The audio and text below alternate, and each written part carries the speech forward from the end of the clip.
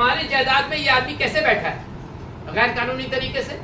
معاملہ ہیئرنگ میں ہے چیف جسٹس کے گھر میں. سن لیجیے, ہائی کورٹ میں چیف جسٹس کے گھر میں ہیئرنگ میں ہے. انشاءاللہ تعالیٰ بہت جلدی اس کا رزلٹ آ جائے گا, ثابت ہو جائے گا دودھ کا دودھ پانی کا پانی. یہ غیر قانونی طریقے سے کوئی اگر بیٹھا ہے اس کو بیٹھنے کا. وقف بورڈ میں دھاندلی اور بدعنوانی کے موضوع پر آج آل انڈیا متولی ایسوسی ایشن, آواز فاؤنڈیشن, تنظیم ائمہ مسجد نے مشترکہ طور پر پریس کانفرنس کا انعقاد کیا, جس میں وقف بورڈ کی ناکامی اور بدعنوانی کو اور دیگر معاملات کو اجاگر کیا. تو آئیے سنتے ہیں سب نے اس موضوع پر اور کیا کیا باتیں کہیں. یہ ابلاغ ہمارے عوام کے غریب غربا یتیم مسکین کے لیے اس کا بینیفٹ ان کو پہنچنا چاہیے. اور جو بھاتا دیا جا رہا ہے نا امام و مؤذن کو, کوئی احسان نہیں کر رہا ہے, کوئی نہ سیئر کر رہی ہے, نہ پرشاسن کر رہی ہے, نہ وقف بورڈ کر رہا ہے. یہ ان کا حق ہے. یہ کروڑوں روپے ہمارے ٹیکس لیا جا رہا ہے, کنٹریبیوشن لیا جا رہا ہے. وہ پیسہ کہاں جائے گا, کس کو دیا جائے گا؟ ہمیں نہیں دیا جائے گا تو کس کو دیا جائے گا؟ یہ میرا سوال ہے. وقف بورڈ میں جو ہے کتنا ہستक्षیپ کرتی ہے یہ سرکار؟ ہستक्षیپ کرتی ہے وقف بورڈ میں تو ہم نہیں سمجھتے ہیں کہ دیکھیے وقف بورڈ کا جو کانسٹیٹیوشن ہوتا ہے, وقف بورڈ قائم کیا جاتا ہے, جو بھی گورنمنٹ آتی ہے وہ اپنے اپنے نمائندے کو ڈالتی ہے. وقف بورڈ میں اپنے اپنے نمائندے, وہ سرکار جو ہے وہ اپنے اپنے نمائندے. تو جب سرکار اپنے نمائندوں کو ڈالتی ہے تو نمائندوں کس کے لوگ ہوئے؟ سرکار کے ہوئے. سرکار کے خلاف بول سکیں گے؟ وہ نہیں بول سکیں گے. تو کون بولے گا؟ ہم بولیں گے. وہ نمائندے کبھی نہیں بولیں گے کیونکہ سرکار نے ان کو ڈالا, وہ سرکار کے لوگ ہیں. تو ہم چاہتے ہیں کہ کانسٹیٹیوشن بھی چینج ہو. وقف بورڈ جو بنتا ہے اس میں ہمارے قوم کے عوام کے اچھے اچھے ایمان والے لوگ جن کو خوف ہے, خوف الہی ہے, ایسے لوگ وہاں جائیں اور پھر وہ صحیح فیصلہ ہوگا, ورنہ نہیں ہوگا. کیوں؟ یہ کہ وہ نمائندے جو آتے ہیں وہ یہ کہتے ہیں کہ ہم کو سرکار نے بھیجا, ہم سرکار کے بارے میں سوچیں گے. دیکھیے وقف بورڈ جو کانسٹیٹیوٹ ہوتا ہے اس میں ایک ممبر ہوتا ہے متولی میں, جو متولی کا نمائندہ بنتا ہے. اب آپ سے میں سوال کرتا ہوں, جانتے ہیں ویسٹ بنگال میں انرولڈ رجسٹرڈ وقف کتنے ہیں؟ لگ بھگ 8,000. پورا فگر اب تک وقف بورڈ دے نہیں پاتا کیونکہ سروے انکمپلیٹ ہے, سروے کمپلیٹ نہیں ہوا ہے. لگ بھگ 8,000 انرولڈ ہے, تو بہت زیادہ اس سے بھی جو انرولڈ ہی نہیں ہوا ابھی. سرکار کو کوئی پرواہ نہیں, اس کی کوئی فکر نہیں. اگر پورا انرول ہو جائے تو آپ کو پتہ ہے کتنا کنٹریبیوشن جو سالانہ انکم ہر اسٹیٹ میں جو آتا ہے اس کا 7% کنٹریبیوشن وقف بورڈ کو دیا جاتا ہے. پلس پراپرٹی ٹیکسز, تو KMC ٹیکسز, تو واٹر ٹیکسز, دنیا بھر کا ٹیکس ہم لوگ دیتے ہیں. اور ہمارے وقف املاک میں جو لوگ ہیں جو اس کو انجوائے کرتے ہیں وہ بہت کم رینٹ میں انجوائے کرتے ہیں, جبکہ اس کا رینٹ بہت زیادہ ہونا چاہیے. تو میرا سوال یہ ہے کہ جب 8,000 انرولڈ وقف ہے, 8,000 متولی ہوئے, آپ کے ایک متولی ممبر AZ خان صاحب جو ہیں وہ صرف 105-110 متولی کا ووٹ لے کے وہاں پر آ جاتے ہیں. کیوں؟ یہ سارا سسٹم ہی گڑبڑ ہے. سسٹم گڑبڑ کیا ہے کہ بھائی آپ فیصلہ کرتے سب متولی کا مستقبل معاملہ, متولی کا جو معاملہ جاتا ہے پورا 8,000 کا, کچھ معاملہ ہونے سے آپ بیٹھ کے اس کا فیصلہ کرتے ہیں. آپ کو حق تو نہیں ہے. آپ کے یہ صرف 150 ٹوٹل کوالیفائڈ متولی ہیں جن کے بارے میں لکھا ہو کہ 1 لاکھ روپے سے اوپر انکم ہوگا تو وہی ووٹ دے سکتے ہیں, باقی نہیں دے سکتے. جبکہ دیکھا جائے تو 1 لاکھ روپے سے اوپر انکم والا ہزاروں وقف ہے. تو یہ سسٹم ایسا بنا کے رکھا ہے کہ بس گنے چنے لوگوں کو ووٹ دلا کے وہاں پر بیٹھ جاؤ اور سب کا مستقبل پر فیصلہ لو. یہ غیر قانونی ہے, اس کو بدلنا ہے. اس کے بارے میں پہلے بھی کہا ہے کہ ایک آدمی متولی ممبر جو وہاں بیٹھا ہے صرف 100-105 ووٹ لے کے وہ بن جاتا ہے باس سب متولی کا اور فیصلہ کرتا ہے, وہ نہیں چلے گا. ہم لوگ آپ کو نہیں مانتے ہیں ہمارا نمائندہ, کیونکہ سارے 8,000 جو متولی پچھم بنگال کے آپ کو ووٹ نہیں دیا ہم لوگ. آپ ہمارا فیصلہ نہیں کر سکتے ہیں. آپ کون ہوتے ہیں؟ یو نتھنگ کہتے ہیں. پہلے متولی کا ڈیفینیشن کیا ہے؟ وقف ایکٹ میں دیا ہوا.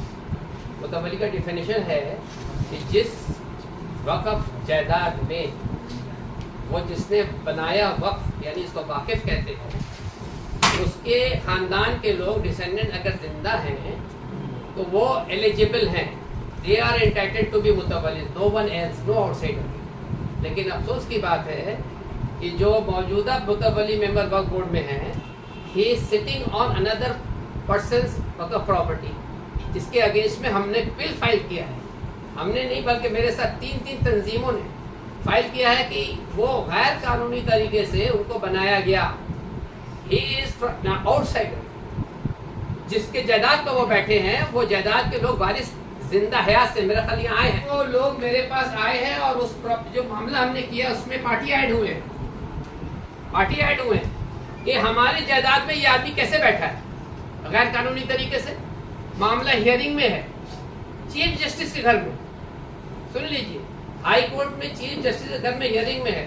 انشاءاللہ تعالیٰ بہت جلدی اس کا رزلٹ آ جائے گا، ثابت ہو جائے گا دودھ کا دودھ پانی کا پانی کہ غیر قانونی طریقے سے کوئی اگر بیٹھا ہے اس کو بیٹھنے کا اختیار نہیں ہے، اس کو چھوڑنا ہوگا. بات نہیں دیا جاتا ہے.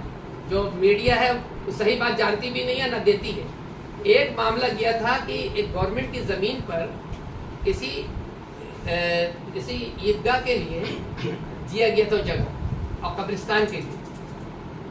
تو بعد میں جو گورنمنٹ کی زمین تھی وہ معاملہ کیا کہ بھائی یہ زمین جو ہے تم لوگ انجوائے کر رہے ہو، دیا گیا تھا 50 سال پہلے، ضرورت تھی لیکن اس کو واپس مانگا تو ان لوگوں نے جو لوگ انجوائے کر رہے تھے عیدگاہ اور قبرستان کا، وہ لوگ چلے گئے کورٹ گورنمنٹ کے خلاف کہ نہیں یہ ہم لوگ استعمال کر رہے ہیں، یہ ہماری جگہ ہے، وقف ہو گئی. وقف تو آٹومیٹک کریکٹر ہے، جہاں بھی مذہبی کام ہوگا جس زمین پر بھی آٹومیٹکلی وہ کریکٹر ایکوائر کر لے گا وقف کا. لیکن وہ اپنی زمین ہونی چاہیے، گورنمنٹ کی نہیں ہونی چاہیے. تو معاملہ جب کورٹ میں گیا تو کورٹ نے بہت صحیح فیصلہ کیا کہ بھائی یہ تو زمین گورنمنٹ کی تم کو دیا گیا تھا کچھ دن کے لیے، ابھی تم اس میں تم دعوے دار بن جا رہے ہو، تم کلیم کرو تو یہ تو نہیں چلے گا. یہی معاملہ تھا. اس کو لوگ الگ طریقے سے پیش کر رہے ہیں، لوگوں کا ذہن خراب کر رہے ہیں. پردھان منتری نے کہا ہے کہ پردھان منتری کا یہ بیان ہے پچھلے دنوں جب وہ آئے ہیں نارتھ 24 پرگنہ کی طرف، تو انہوں نے کہا ہے کہ باضابطہ گورنمنٹ کی زمین کو ممتا بنرجی کی سرکار جو ہے وہ وقف بورڈ کو دے رہی ہے تاکہ یہ مسلمانوں کی زمین ہو سکے. یہ ان کا بیان دیکھیے میں سیاستدان نہیں ہوں، میرے پولیٹیشین کسی بھی پولیٹیکل پارٹی کے ساتھ میرا ایسوسیشن نہیں. اب پولیٹکس میں رہتا ہوں، میں صرف ایک مدعا وقف کا ہے. جو یہ آپ نے جو بات کہی نا پردھان منتری نے ایسا کہا ممتا بنرجی کو، ممتا بنرجی نے بھی پردھان منتری پر بہت سارا الزام لگایا. تو یہ بھیا ان لوگوں کا معاملہ ہے، وہ غلط سلط جھوٹ سچ ان لوگ بہت دور ہم رہتے ہیں، اس میں نہیں رہتے ہیں. بھیا آپ کو وقت کی بات کر رہے ہیں، آپ اپنے سوال کیجیے. آخری سوال اتنا فرصت ہے جس نے اس نے پیشہ بنا لیا، جو سچائی بتانا. میرے منہ سے جو بات نکلی کہ سچائی نکلی، میں ڈرتا نہیں سر اللہ کے سوا، میں کسی ڈرتا نہیں. الحمدللہ میں سر حق پر ہوں اور میرے پاس آگے کوئی کھڑا نہیں ہو سکتا ہے میرے سے سوال کرنے کے لیے آپ نے یہاں پر ایسا بےمانی کیا بےمانی کیا. تو بےمانی جیسے نہیں کیا وہی بول سکتا ہے. تو میرا کہنے مطلب ہے کہ ایک واحد آدمی کے پاس اتنا فرصت ہے کہ دن بھر وہاں بیٹھ کے سب کا فائل گھاٹنا، کسٹمر آتا ہے جب کس کسٹمر سے کیا مل سکتا ہے وہ پیشہ بنا لیا. باقی بیچارے ممبران مہینہ میں ایک بار آتے ہیں، میٹنگ میں بیٹھتے ہیں، ہاں بھائی کیا ہوا یہ معاملہ سائن کیا چائے پیے چلے گئے. وہ بیچارے معصوم کیسے ہو گئے؟ چوروں کا ساتھ دے رہے ہیں. بھائی معصوم کیسے نہیں ہو سکتا؟ ان کے پاس وقت نہیں ہے اتنا، ان کے پاس اتنا وقت نہیں ہے کہ وہ اس کو دیکھ سکے سمجھ سکے ان کو. تو ہم تو کیا بول سکتے ہیں؟ ہم تو الزام بے تک کا الزام تو نہیں لگا سکتے کہ ان کے پاس وقت ہی نہیں ہے. وقت نہیں ہے. اب یہ آپ کہہ سکتے ہیں، آپ یہ کہہ سکتے ہیں اگر یہ کہہ سکتے ہیں آپ ان کے پاس اگر وقت نہیں ہے تو وہ ہٹ جائیں، اپنی جگہ دوسرے کو ڈالیں. لیکن اپنی جگہ کس کو ڈالیں گے بولیے؟ کانسٹیٹیوشن وقت میں MLAs MPs یہی لوگ تو آئیں گے. بار کونسل کا جو ہے یہ آئے گا نمائندہ، تو ان لوگ کے پاس وقت کہاں ہے؟ تو ہم کہتے ہیں کہ بھائی ہمیں ایسے لوگ چاہیے. آپ میرا اشارہ نہیں سمجھ پا رہے. وہ آتے ہیں چائے پیتے ہیں سائن کرتے ہیں چلے جاتے ہیں. تو یہ ہم لوگ نہیں ہونے دیں گے. ہماری نظر پوری طرح بڑی نظر ان پر رکھے ہیں. اور ہم لوگ آپ نے کہا سی او صاحب پیسہ لے کے آپ نے سنا ایسی بات ہم نے کہا سی او صاحب پیسے لے کے. ہم نے ابھی کہا کیا سن لیجیے سی او صاحب کے بارے میں. سی او صاحب کا بیہیویئر اخلاق بہت خراب ہے، وہ کوآپریٹ نہیں کرتے ہیں جس لیے لوگ جاتے ہیں وہاں. उनके और खिलाफ आप जो है वो जो है कोऑपरेट जो नहीं करते हैं, वो अगर इन सब चीजों में मलूस है, अगर मलूस है ये कहा तो वो छोड़ दें वो कुर्सी, वो जाए अगर कारोबारी बन जाए, अब वो डेवलपर बन जाए। उनके खिलाफ क्या आप लेकिन लोगों ने वो CM से सोचते लेटर हैं कि दिया है? अवाम, वो सोचते हैं कि अगर इन अवाम को मालूम नहीं होगा और हम सब कुछ करके निकल जाएंगे, अवाम नहीं जान रही है, तो ऐसा नहीं है। मैं एक एक इन्फॉर्मेशन रखता हूँ वक्फ बोर्ड के अंदर जो जो हो रहा है, और उसको हिसाब देना पड़ेगा। तो क्या मैं बता देता हूँ, मौलाना मासूमी साहब उस वक्त थे और सुल्तान भाई भी ऊपर थे। और हुआ क्यों था, क्या था मालूम है आपको? इरफान भाई। पैसा जमा करते हैं लोग यहाँ पर देने, और तुम यहाँ आ गया मेरे पास, तो हम उसको तो बहुत डरा धमकाया, लोगों आगे मुकद्दर लोग हमारे इकट्ठे हो गए, हाँ हम इकट्ठे किया, सुबह समझ का ही बात किया। तो हम कहा कि ये किसने मेरे खिलाफ ये आवाज़ उठाई, ये मुझे बताओ, तुमको किसने उस्काया ये इमाम साहब जाकर कैसा कहो। तो उसने मोहल्ले के दो आदमी का नाम लिया कि वो गया था, हम कहा कि ठीक है तुम उसको वक्फ बोर्ड में इकट्ठा करो, बुलाओ और हम आते हैं। तो हम तंजीम की पूरी टीम के साथ वहाँ गए थे किसी काम से, मैं उसका सदर हूँ तंजीम में मसाजिद को। तो हम असल सामने नजर पड़ गया उसका, तो हम कहा क्या हुआ, तुम साहब को बुलाया जिसने मुझ पर इल्जाम आयद किया था? तो बोले ये सब काम मेरा नहीं है। हम बोले ये काम तुम्हारा नहीं है कि तुम उसको मेरे सामने ला करके इकट्ठा करो, और तुम्हारा ये काम है कि तुम इमाम पर जाकर के इल्जाम लगाओ, ये काम है तुम्हारा।